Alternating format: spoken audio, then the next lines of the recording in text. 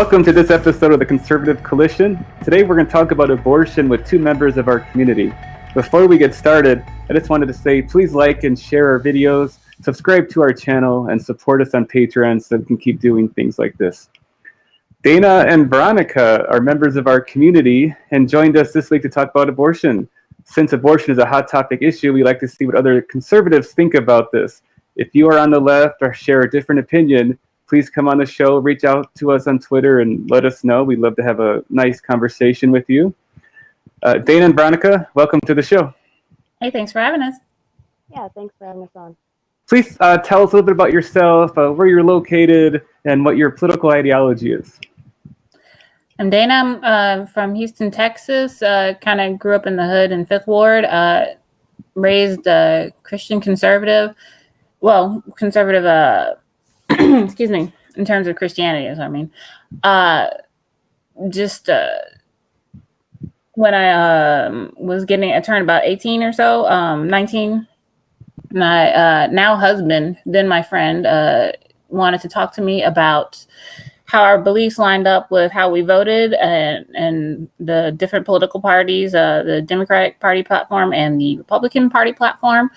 And we sat down and went through point by point. And when I looked at it, I realized I was conservative all along. Mm-hmm. And from that point on, I could not vote Democrat. I could only vote along conservative lines. So.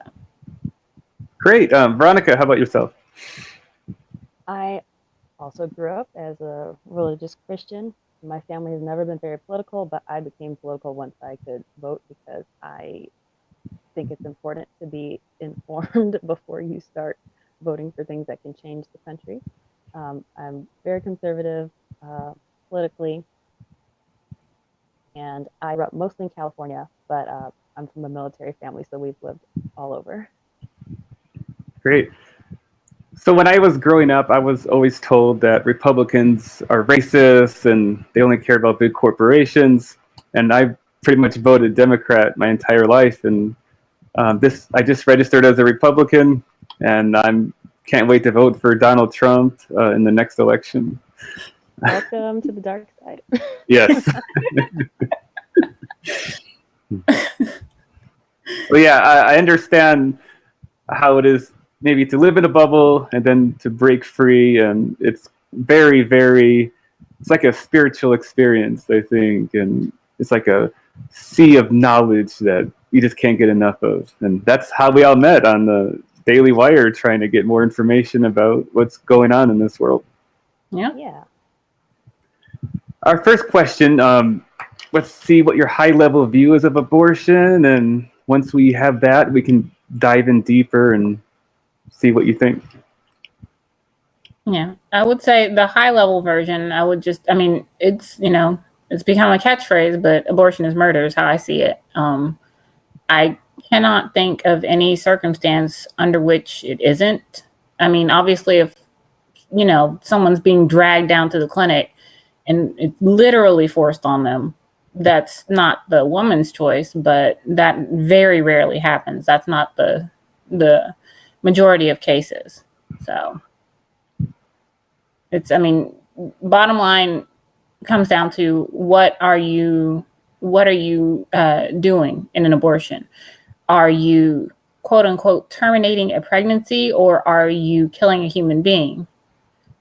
So if it was just cells, it was, the equivalent of, having an extra toe removed, that would be one thing. But for me, this is an independent human life that we can scientifically verify as such. Okay. I agree. Abortion is murder, and it should not be legal at all. I'm pretty cut and dry about it. Yeah, straight to the point. I like it.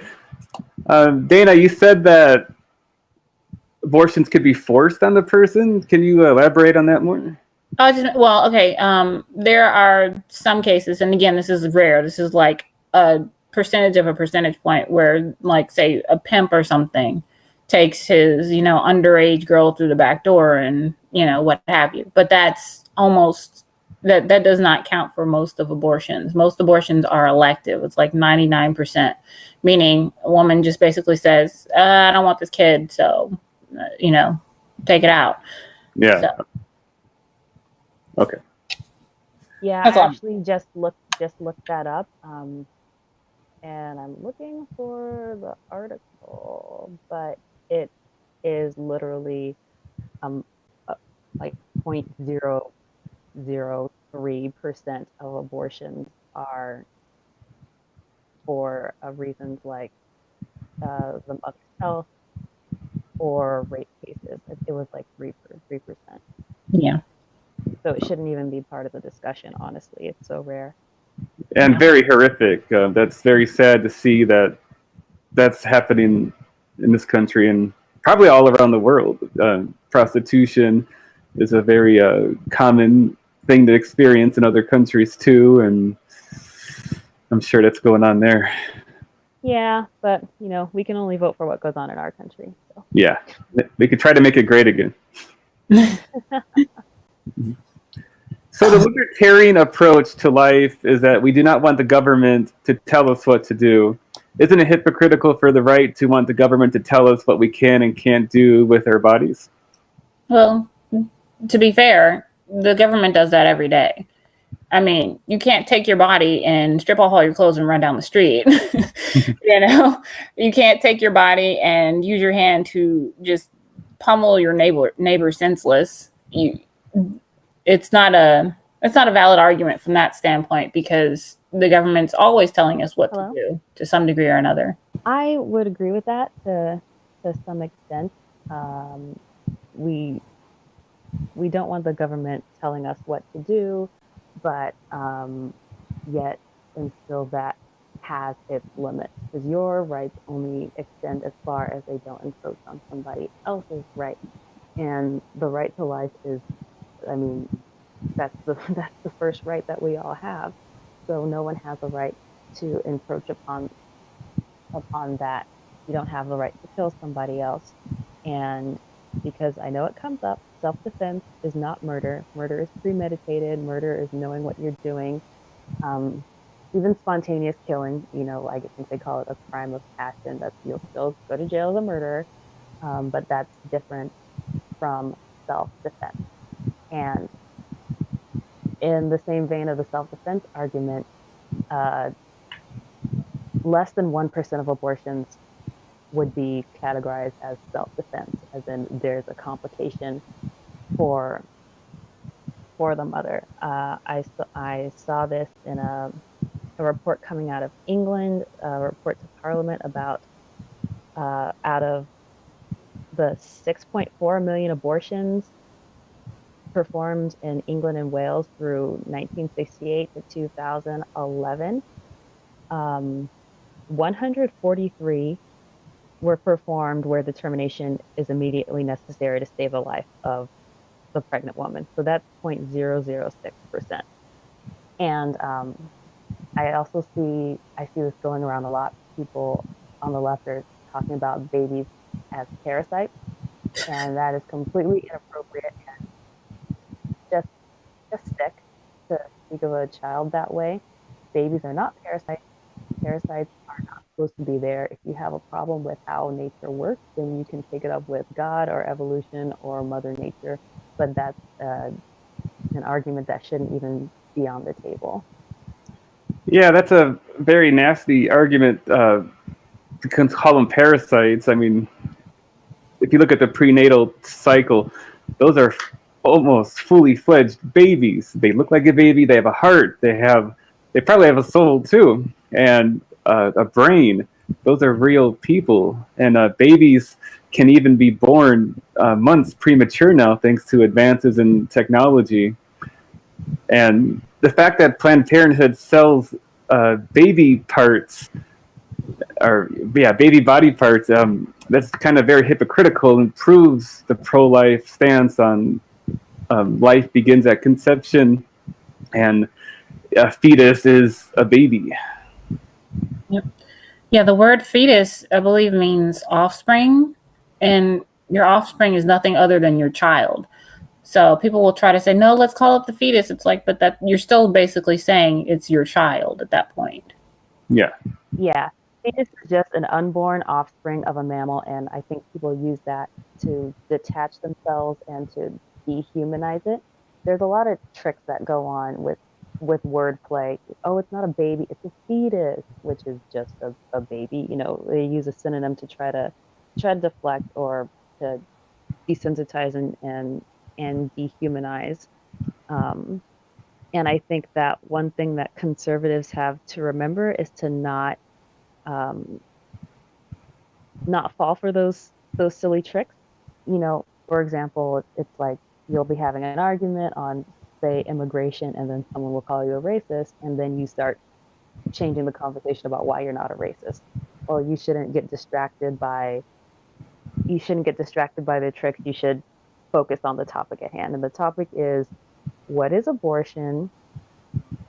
Is a baby a human?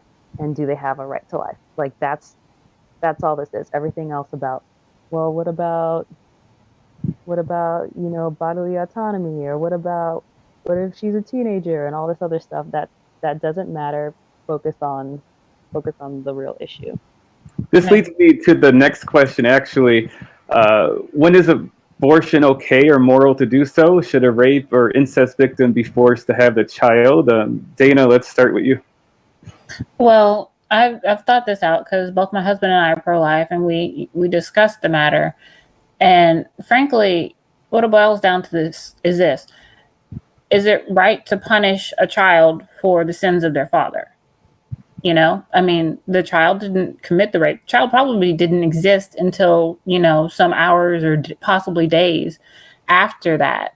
Um, excuse me. So basically, you're punishing an innocent person. You're executing an innocent person for something they didn't even do and didn't even exist at that time to have done.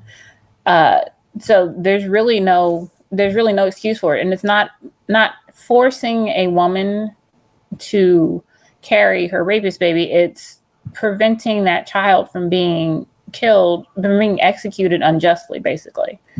I mean, they didn't do anything. They didn't choose to be in that situation. They're there. They're also a victim. They're going to have to live with how they came into the world. And, you know, I can understand when women don't want to keep their children children that are conceived of rape, and they want to give the child up for adoption, but that's still not a legitimate reason to kill them.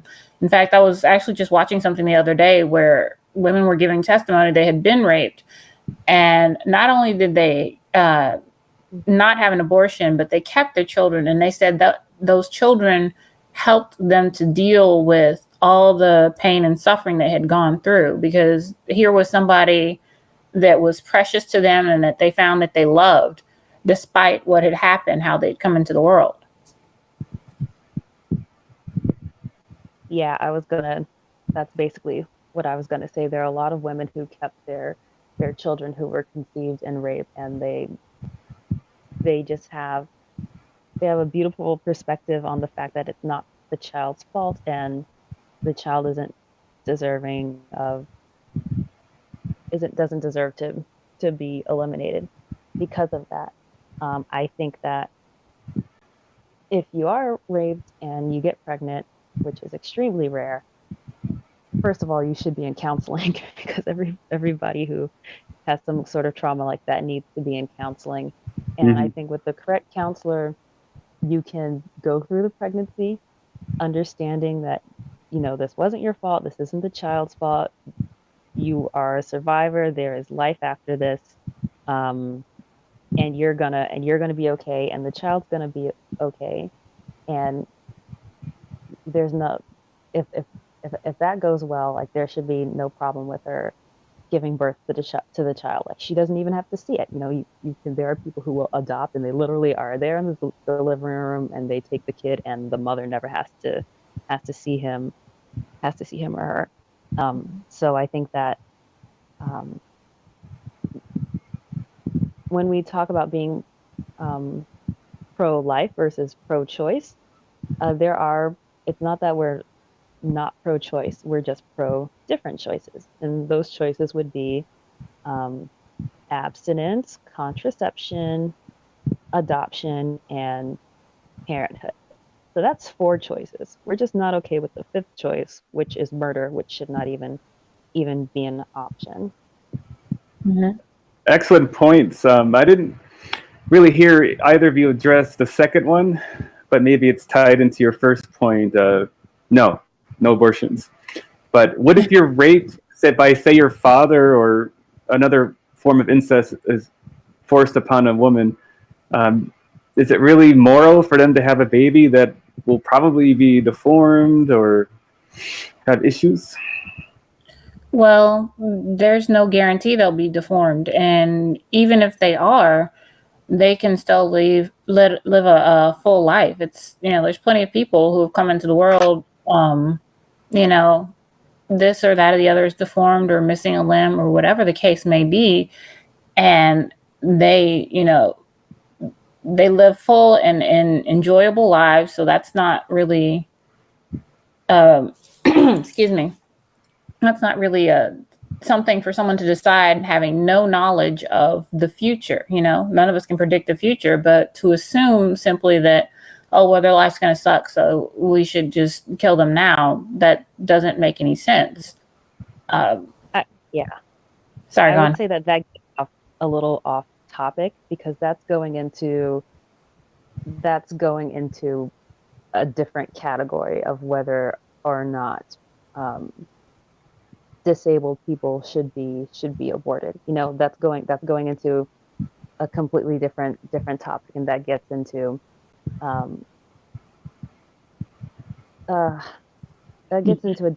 different discussion of is life worth living, and people who are saying ask to be born, or it's cruel to have children, and that's just a completely different discussion that's more religious and philosophical. And I've seen a lot of discussions online about very anti-handicapped people, and that's just a completely different issue. I think that we should establish that it's not okay to kill a child, rather than which children is it okay to kill. Yep. I think that's a little off. Yep, I agree. The left likes to abort kids with Down syndrome based on, what's it called, amnioplasty, or when they do a bunch of tests when a girl is pregnant, and then they give you a rating to see your chances of Down syndrome. Mm-hmm. Yeah, I can't remember the name. Yeah. Yeah, I mean, but basically you can detect it, but you can detect deformities beforehand, and then you can decide, to abort or not.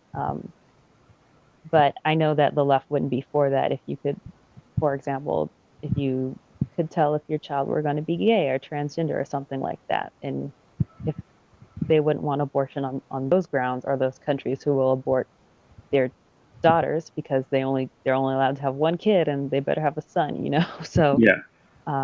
They're very selective and inconsistent. I think the hard line of no abortion, I think that's the most consistent, morally and constitutionally, because we all have a right to life. A quick story about that. I was once upon a time ago living in Japan, happily married. Life was great. My ex-wife was pregnant, and the doctors on the base said that your daughter has an 80% chance of having Down syndrome. And they didn't even get to the part where they extract fluid and test, right? It's just based on the statistics and her age, weight, and other things.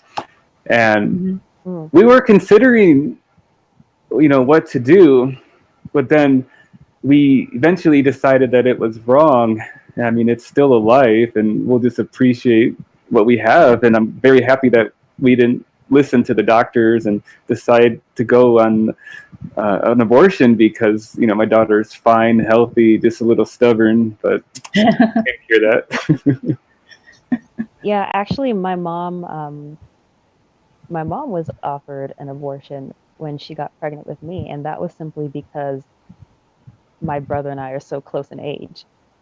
And I remember when my mom told me that, because she, my brother and I are about 13 months apart.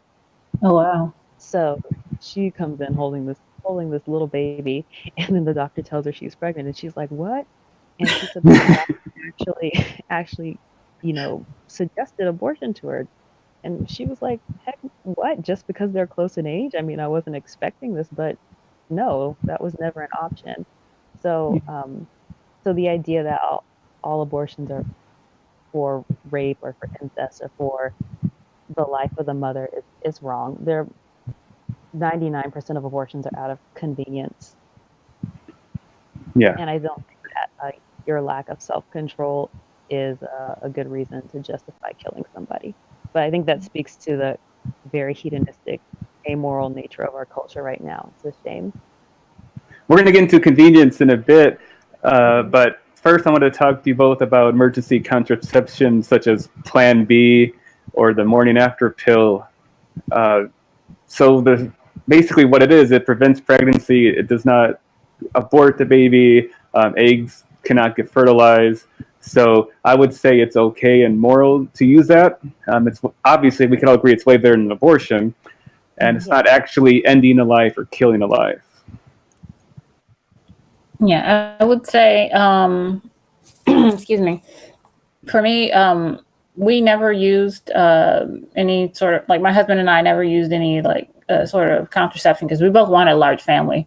But I don't see any problem with, well, first of all, I would say, just from my standpoint, I'm a Christian, so I believe that abstinence is best as far as if you're not married.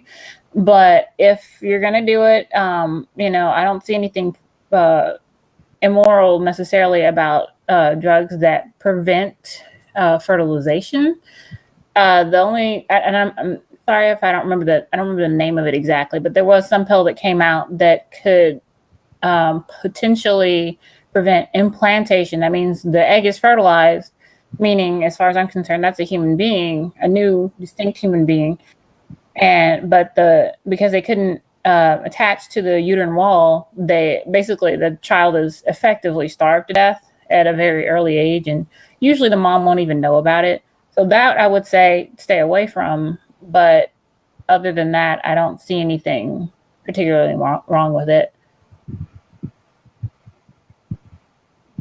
Yeah, I would agree with that. I know there are different types of pills. The one that prevents fertilization, I don't have a problem with. Um, I do believe that abstinence is, I mean, there's no risk if you aren't doing it. You know what I mean? So Yeah. it works 100% of the time, and contraception almost always fails. I mean, if it didn't, I mean, there wouldn't be abortions, right? So I think that if you're going to be sexually active when you're not ready or willing to have a child, then that's your responsibility. And then if you have an oops, which isn't an oops, because we all know how babies happen, so it's never an oops or an accident. Then, can I curse? Tough shit. So Oh, demonetize. yeah, yeah, but honestly, it's like tough. Like you knew the chance you were taking, you knew the game you were playing, and there it is.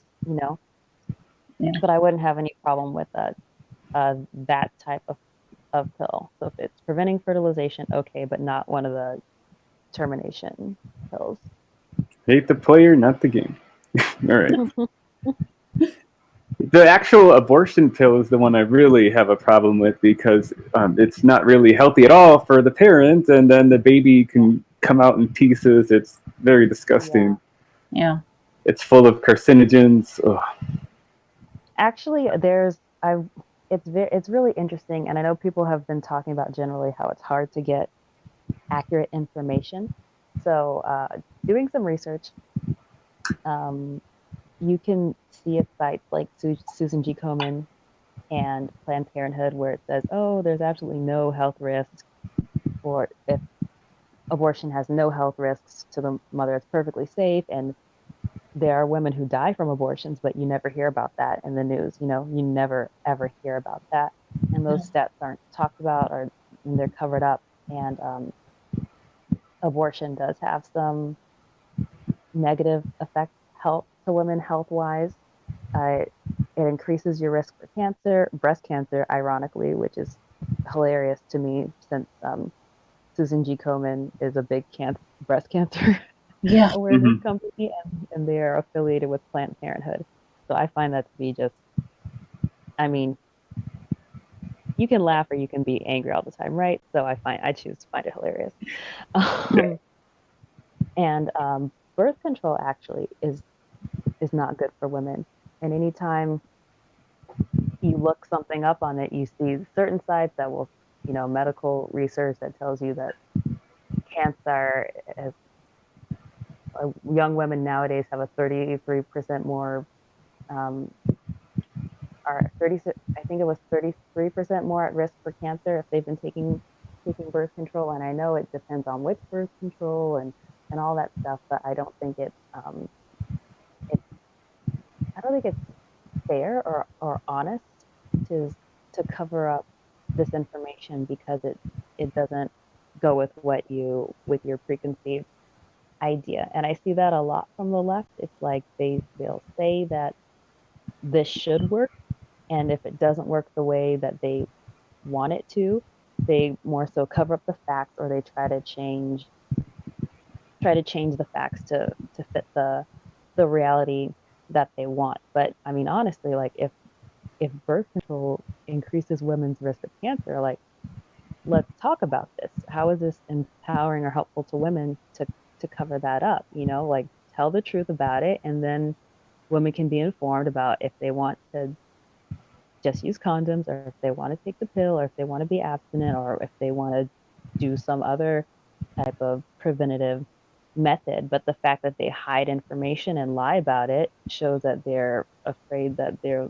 losing, and that's not fair. Just like the whole saying that abortion is just, it's just that like vacuuming up a clump of cells. Well, why are you afraid of the truth? Just tell the truth and let the facts speak for themselves, and let people make their own decision. But the deception is very telling. Excellent.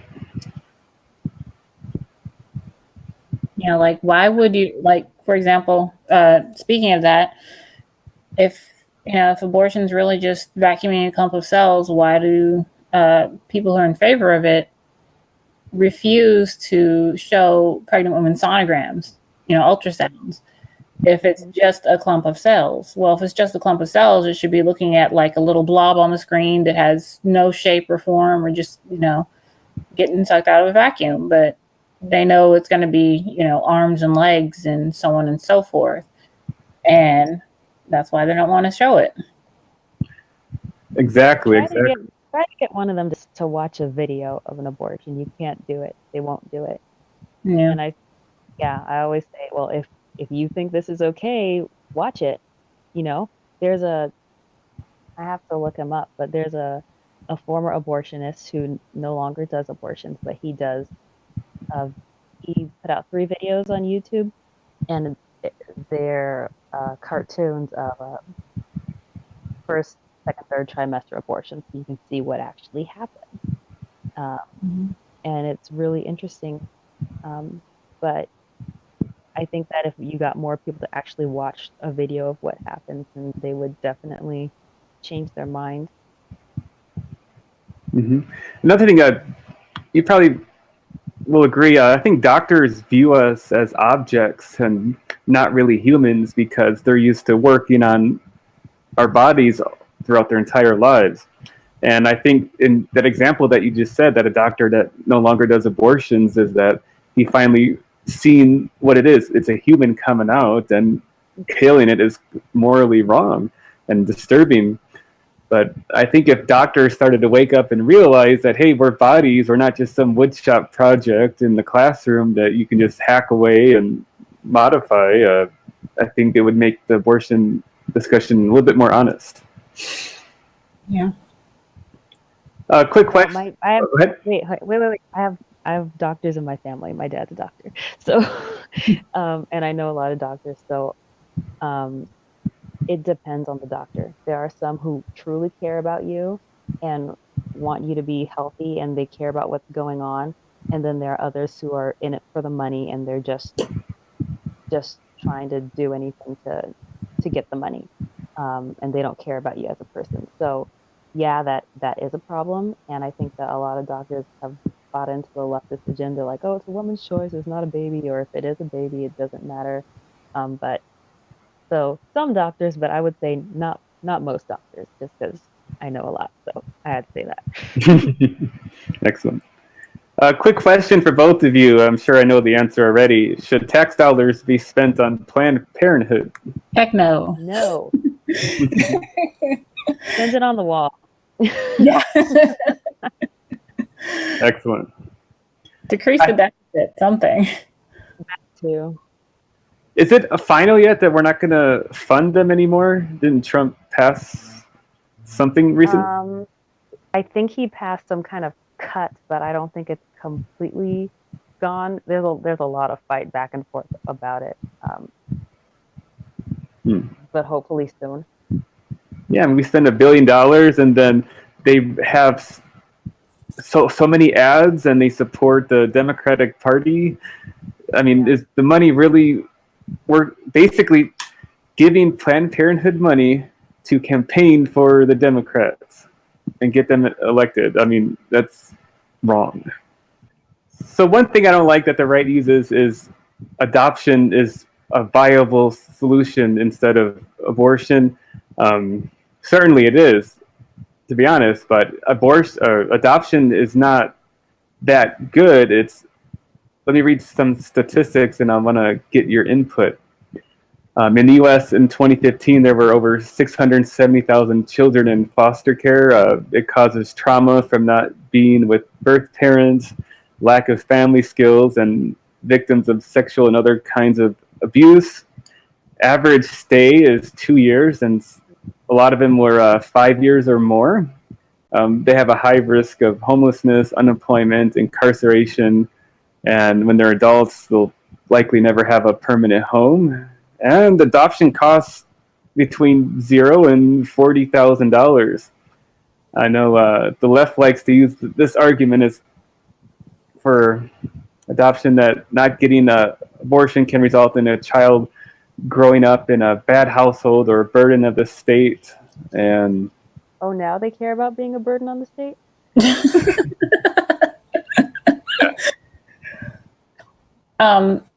Well, I would say that we also need adoption reform because I do know some people who have been trying to adopt, and it can be a long, arduous, and expensive process. And I don't know the details myself because I haven't tried, but I do know that based on what I've heard, pretty much every story I've heard is that we need some serious adoption reform so that it's not just throwing money and money at the system and hoping you get the child. But I think there are a lot more people who would like to adopt and would be willing to adopt. Certainly, I know a lot of people who are pro-life who are like, if they were confronted with a woman who is considering abortion, they would be willing to adopt that child right there on the spot, if that would keep her from doing it. So I think it's more like, okay, there are two parts of the governmental system that are broken, abortion being legal and adoption being like nearly impossible for most people. Obviously we should have high standards for who's adopting. You don't want, just any old, crazy predator or something doing that. But, streamline the process, I would say, in addition. So I think it's a much better option than abortion. I mean, ideally, you want the parents to take the actual birth parents, the biological parents, to take care of their own children. But in lieu of that, the best option, I would say, would be adoption. I would like to hear the statistics on the success of children who have been adopted. It sounded like the statistics you were citing were about kids in the foster care system. And I didn't hear whether or not it said kids who were in the foster system for a while and then were adopted, or kids who never got out of the system. So I would like to see some stats on kids who were adopted. Um, I think adoption is great. I know people who have adopted. I know people who have had foster kids. Um, I don't understand why it's so expensive. I mean, you can still do the background checks and make sure the person isn't a crazy pedophile without it costing tens of thousands of dollars. I have spoken to religious people who face a little bit of discrimination, like when the adoption agency found out they were religious. So I think there are a lot of issues, primarily being the cost. Because if it didn't cost so much, I think a lot more people would adopt, as Dana said. And for sure, I know I would if I met someone who were considering abortion, I would right then and there be like, oh, I'll take the kid. You know, no questions asked. Um, I so I think that the system is broken, but if you walk it back and go to back to people being sexually responsible and people being more mature and having more family values, there wouldn't be kids in the foster care system, you know? Like there would be people, I mean, ideally there's people getting married and having families, and then there's people who are out doing whatever they want to do, but using the proper contraception. And if they have an quote unquote accidental pregnancy, then they adopt it out, and then the kid gets adopted, and that's how it should work. And then there are, of course, the rare cases where there's some tragedy and like a kid loses both parents in an accident or something like that. And he has no family to go to. So I think that um, I think it goes back to personal responsibility and morality and values and your life choices. Because yeah, I mean, I'm sure we all know someone or have that cousin who's strung out on drugs and has had 8 kids, all by different fathers, and they're and they're all in the system. And I wouldn't say abort those kids. I'd say that woman has, and all the guys she was with has, they've made poor choices. Yep, I agree. Not the kid's fault. I agree with both of you. We really need to reform this so adoption, foster care would be a good alternative to abortion, and then parents can feel, or would be parents would feel more at ease doing this process. But 670,000 in the foster care system, and average stay is 2 years, and many cases 5 years or more. I mean, that's just unacceptable. Yeah, and I know a lot of kids are there because their parents are on drugs or have been arrested and things like that. So that's another issue. If you aren't a junkie criminal, your kids will be fine. I mean, with those numbers, I think our celebrities should be buying domestic instead of importing.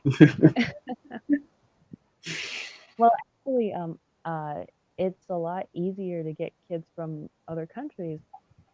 Why a lot of people adopt from other countries. I know some single women who have adopted kids, and that's not allowed. Um, I think it's not allowed here, so they got kids from other countries. So that's another thing. Wow. All right. Do either of you have any questions or any other topics to discuss on abortion? I well, I want to ask you how do you feel about, or what's your opinion on being shut out of the abortion debate as a man? Because I mean, it takes a man to make a child, and I think it's extremely unfair that a woman can go get an abortion without notifying the father because it's half his kid too. And I think it's extremely rude and sexist to say that men don't have a say in that because they're men. So what's your take on that? That is an excellent question. When the child is born, a man is forced to support and pay for that child. The woman who has the child can apply for child support, for example, and then the man will have to. She'll give the Yeah. social security number. The state will track you down and take a Oh, big chunk of your check away. That's how it works. So, why is the man required to contribute or be involved after, but he has no input before? To me, that seems morally wrong. The man should have an opt out policy if he doesn't want to be in the child's lives or take care of it. I mean, why should his life be destroyed because someone is trying to do something that he doesn't want to support? I was going to say that actually my mom used to work for I'm not sure if it was the city of Houston or Harris County Child Support Office. So Oh, from a gosh. very early age, from an early age, she was like, keep your legs closed till you're married.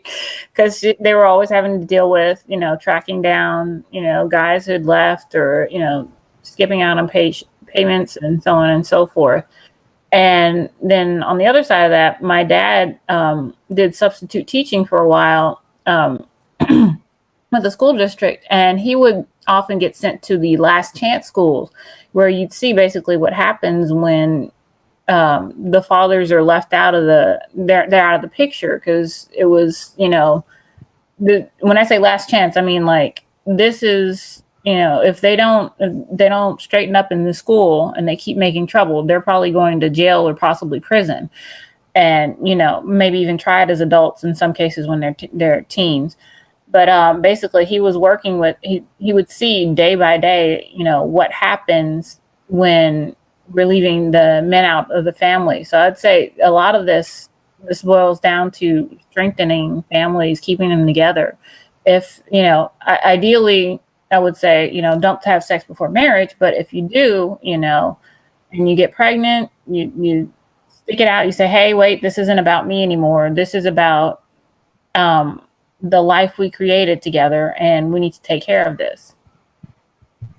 Yeah, I think that I think it's rare, but there are people who, they admit that they made a mistake in creating the child, but they still will take care of the child, even if they don't get married. And I think that that's fair and responsible. And I know, like, I understand that the laws are the way that they are because there are a lot of men who will just leave, like my grandpa and and lots of people and I've met who, they'll say, oh, my husband just left, or he didn't want to be a father anymore, or he didn't want to be my husband anymore, or he cheated on me. And so I understand why the laws are like that, but I think that in more recent years we are seeing women take advantage of it. Mm-hmm. I've seen cases where a guy was forced to pay child support and it wasn't his kid. Ooh. The DNA test proved it wasn't his kid, but the girl had said, this is yours. And excuse me, but if women have the right to opt out of parenthood, then men should be able to as well, because that's only fair. And I think that for sure men should have a say in what happens if there's going to be an abortion, which I still maintain that abortion should be illegal, but the guy should at least know that she's pregnant and know if he wants to adopt, or like what if he wants to be a single father and take the kid. Like, she shouldn't be able to adopt it out without notifying the father, because it's half his kid too. Yep. And I think that fathers do get shortchanged in the system. But in the end, it just all boils down to money, I guess. You're only okay. You only have input when it's time for money. That's where we are. Yeah.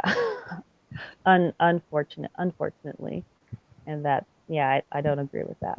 But back to the abortion topic, it's not right and it should be illegal. And at this point, with all the science and technology, the left party, Democrats party of science, right?